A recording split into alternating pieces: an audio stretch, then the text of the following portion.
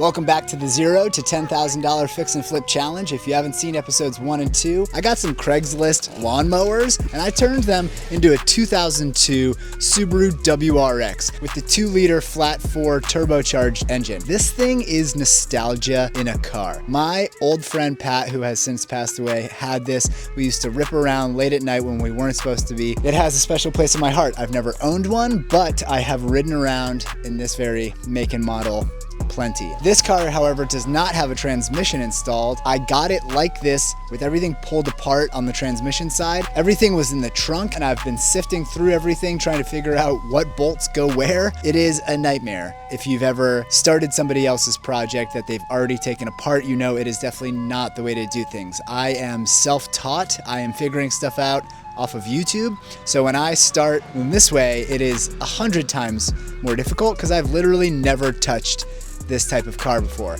I've never even worked on a Subaru. This thing is somebody else's nightmare that I have just slipped my way into. It's just a mild challenge, but here we are. So far, I bought the car for $1,500. I paid $200 to have it flat trailered here. I spent another $400 on a used transmission for this car. I did buy a new clutch kit for it. I'm just gonna resurface the flywheel as best I can. Obviously, the paint is in terrible shape and the interior is completely dismantled. So we have a lot of work to do, but hey, it's a fix and flip challenge. This is part of it. We're gonna do what we gotta do. I really hope the transmission I got for this thing works because it's used. We don't know. Here goes nothing. At least they stuffed some rags into the crevices. That's good. The rest of the motor does look complete. That's touching. Oh boy, that's not supposed to be touching the alternator, I don't think. We've got some loose hoses there we're gonna have to figure out. Great, don't know what that is. Doesn't have a battery. Does have clutch master cylinder. Now, let me show you what I've got. And this is a used 5-speed transmission. And here's a bunch of bolts that came with the car, so hopefully that works. This is the situation I'm staring at. This is a bunch of random stuff. This looks helpful. Don't know what this is. Can somebody tell me what the Grim Speed situation that I'm looking at is? The rest of it is here. It does have CV axles, thank goodness. We got an extra starter. This is all just interior, the motor parts. Look, there's 2 intakes. This red one looks cool. Thank God this intercooler came with it because I bet this is a pricey little item. The drive shaft, thank God. Don't know what this plate does, but there's another one right there. Maybe one of you could tell me what that is. Extra bin with coil packs, belts, plugs. This must have been the clutch that he took out of the old one. This is a toasted turbo. Look at it. I don't think it's supposed to sound like that. A whole bin full of stuff. Oh, right, a whole nother bin full of stuff. This is the interior. It is not in there. I ordered so far this stuff. The guy that sold me the used transmission hooked me up with the fork, the pin, and the little hold them in. I've got a new clutch system here, so this will go in with the used manual transmission. We do have a shifter. Yeah, that seat's just kind of floating around like that, but apparently this is the good stuff. I mean, look, that says STI on it, and then this looks like the stock one, so I wonder if we've got enough of an interior to make an STI interior. He's got an aftermarket steering wheel. We got some gauges, some sort of turbo thing. I don't know how, but the carpet's trash. This looks like an aftermarket sway bar situation, maybe. As you can see too, the clear coat is just cooked. We got some nice race line tuning wheels. Of course, the brakes are fully rusted out because this thing's been sitting, but the rubber doesn't look too bad. The body looks like it's in pretty good shape. I only saw one little rust spot on this little section. It does have a I Went Racing number, which explains the blown up transmission. Look, we've got some aftermarket shocks though. This looks tricky. This must be the upgraded springs. So I went through that bin of bolts over there, and I'm pretty sure this unit is the transmission one because it fits. So I'm hoping that that's the right depth into the block, and it's the only one that's got long duplicates. It's gotta be it. And then I'm assuming these are clutch because of their size, and there's 6 of them. I couldn't even tell you what the rest of these would be for. This one's kind of a banjo bolt situation. Oh, I found these little pins. I guess these are the pins for the CV axles or something. So there's a starter hanging by its wire in there, and I'm kind of curious. Let's just stick a battery in and see if we can get the starter to spin, because now would be a much easier time to swap it out. That was so loud. Sorry about that. All right, let's see if we've got any life on the dash here. Oh yeah, I see lights. 183, key on. Fuel pump cycling in the back. Ah, okay. Do we have a starter? Well, oh look at that, it's got a little countdown. All right, let me show you where we're at underneath. I actually got a full exhaust. Oh look, there's a couple of trans mount bolts, okay. Looks like it does have its pilot bearing still installed. That needs to come out, and that flywheel needs a quick cleanup. We've got a lot of our shift cable linkage through here. Okay, I spent a few minutes rearranging everything, getting that wet carpet out from underneath it, putting some wood down, and I got the jack stands onto concrete pavers so they're not just in the gravel. Makes it feel a lot more solid. And I raised it up another few inches, so safety third. All right, now I think step 1 is gonna be try to remove the pilot bearing that's in there, because I've got a new one with the clutch kit. This starter is looking a little worse for wear. I wonder if that's just surface rust. Let's see if we can get this out. One fell swoop, you're just gonna come right out, aren't you?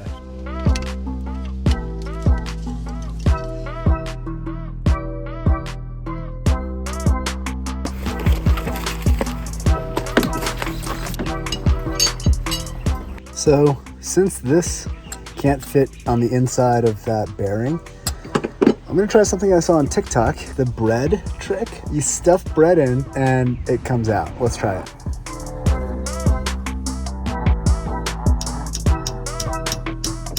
Oh my God, it's working. It's freaking working. No way.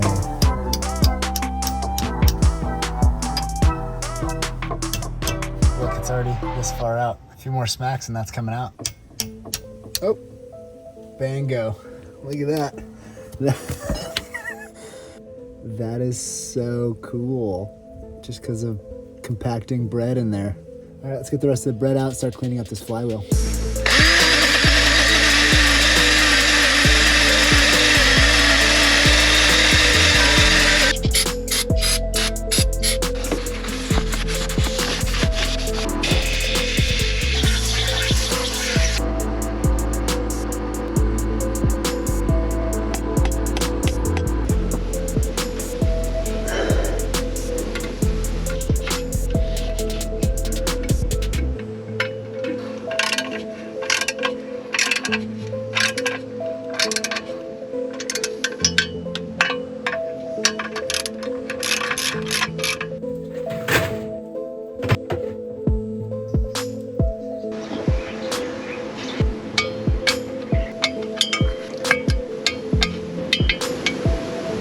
Click.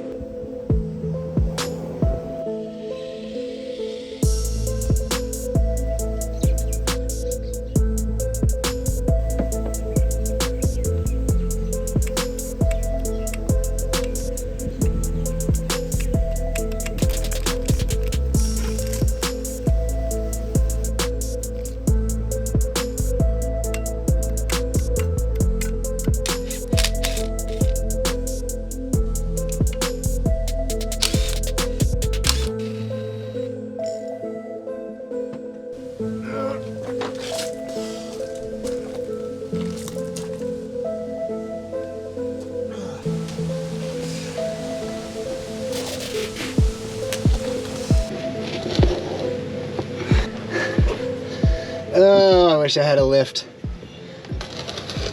Ugh. And a transmission jack. But no. Ugh.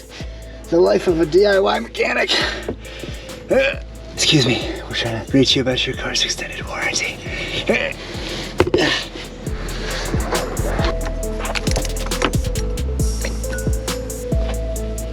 Oh.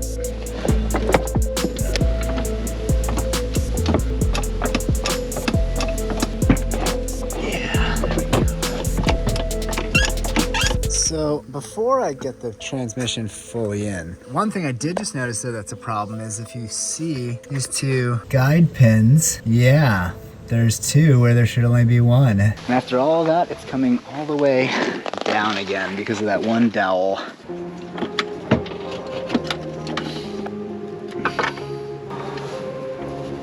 Oh my God. Come on. Come on. Get them. Yeah. All right, back up. We are in this thing. Get in there.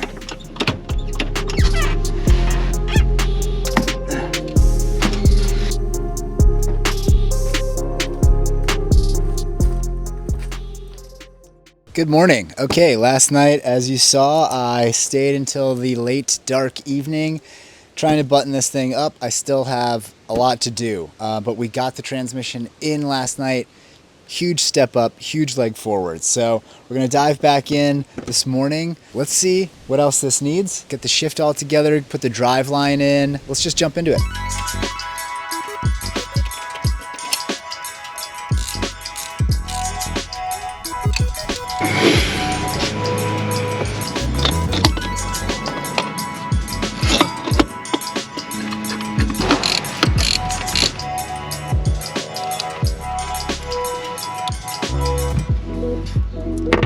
All right, so now I'm at the point where I have to start figuring out how this mounts all kind of support the transmission. And I found this little diagram online that I'm gonna try and use as reference to see how these pieces all go.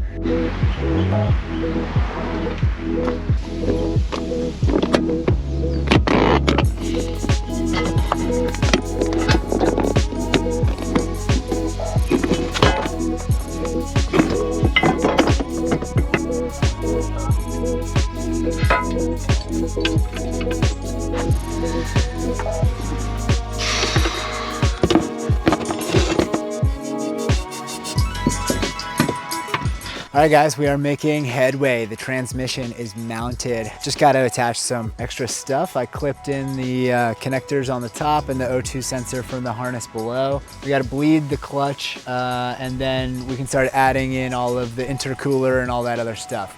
So I picked up a new slave cylinder. There wasn't one on the top of the transmission. It just connects to this hydraulic line here from the master cylinder, and it pushes on the fork here. So we got to get it installed. It's just 2 bolts down there, but I noticed that is what the inside of the master looks like, and that is no good. So we got to flush this out real quick, and then we can move forward after that.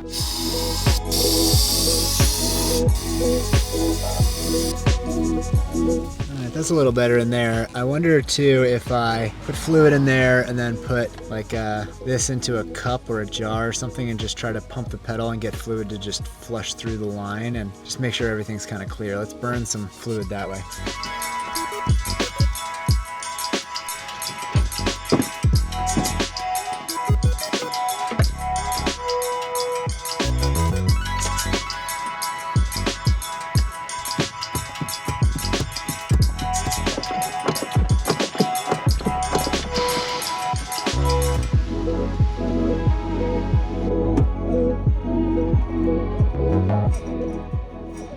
Yes, okay, sick. We have a clutch, let's go.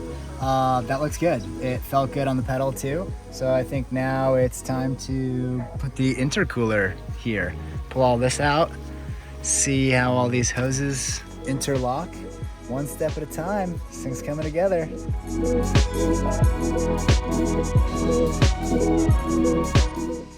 Oh, and it looks like this has a gasket. Let me see if I can find this. Oh. No way. The pile of stuff giveth. Oh yeah, that's it. Nice. That's awesome. That was easy. Now I've got the gasket. I've just got to figure out which bolts it wants.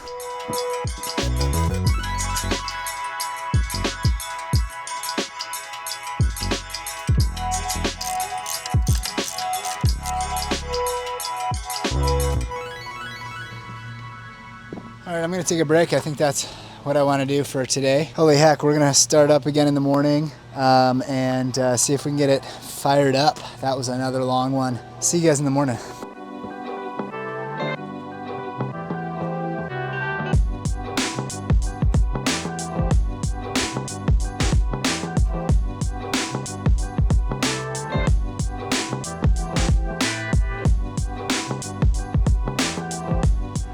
Even though this tool didn't work out, I still really appreciate that O'Reilly's lets people rent tools. It's such a big deal for the DIY people. Okay, today I needed to run into town because I needed to take the tools back to O'Reilly's. Picked up some oil so we can do an oil change on this puppy. But I do want to get it started today. So I want to top off all the rest of the fluids, anything that it needs, button it up. That starter is still kind of an unknown situation, but let's put a fresh battery in here, as fresh as I have off of my solar bank, and see if we can get this thing cranking. All right, day 5 or whatever the heck we're on now. Let's go. I just noticed something kind of interesting. The alternator actually came away from that hose as we mounted the transmission. So that must have enough of a tug on the motor that it self-clearanced. So that solves that problem. I don't know if you guys saw it, but I did snap off that little piece of plastic on the radiator and JB welded it back. We're gonna fingers crossed on that one. This hose looks pretty cracked on that intercooler. This one doesn't have a clampy clamp, but hey, let's send it and see what goes wrong.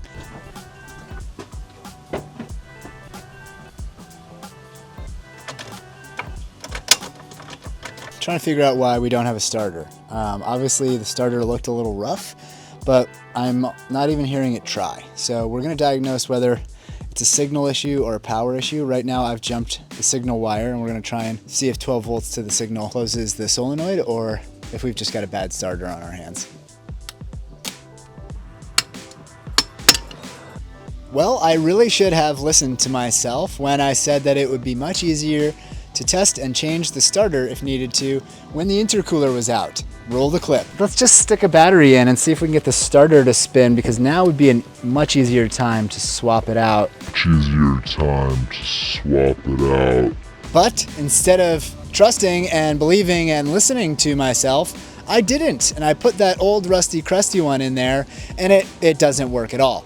Luckily, the part bin still giveth. And there's a spare starter that I just tested, and she spins, she engages, and we're gonna put it in. So 2 steps forward, 1 step back.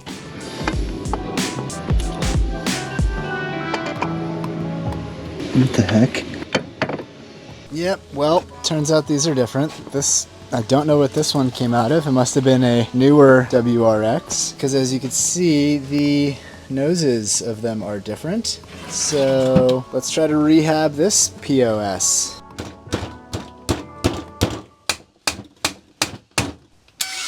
Oh yeah.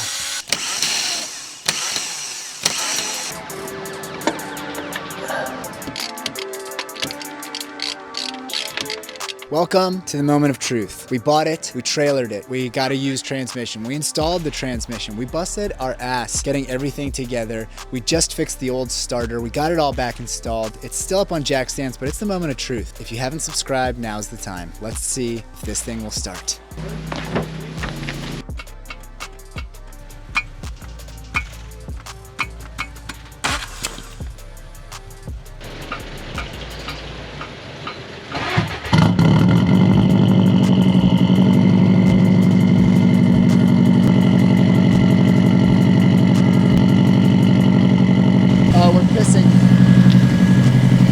Gotta leave. Oh, it's oil.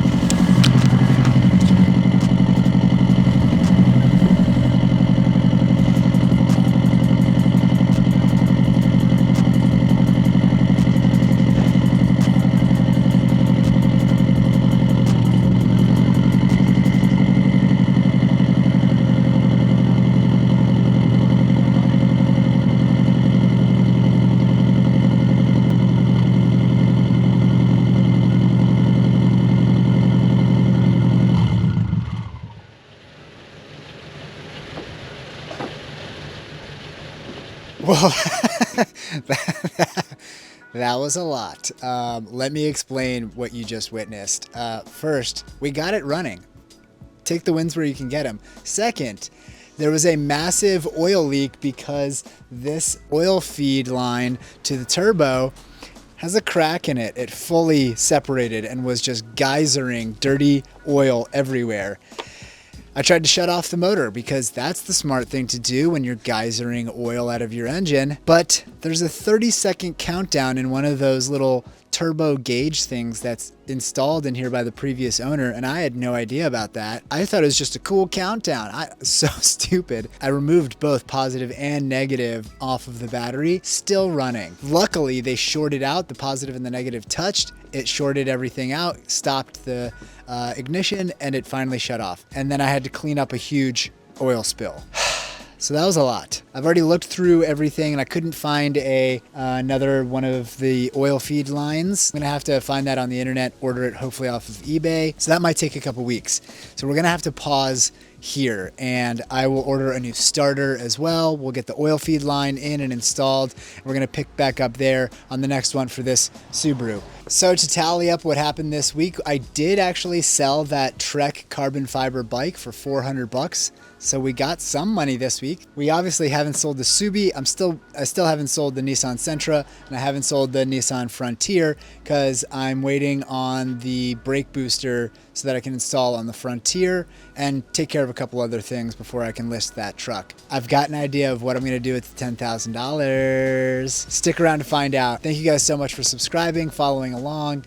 So yeah, it's been fun engaging with you guys. I appreciate all of your tips, tricks, ideas, and we will see you on the next one.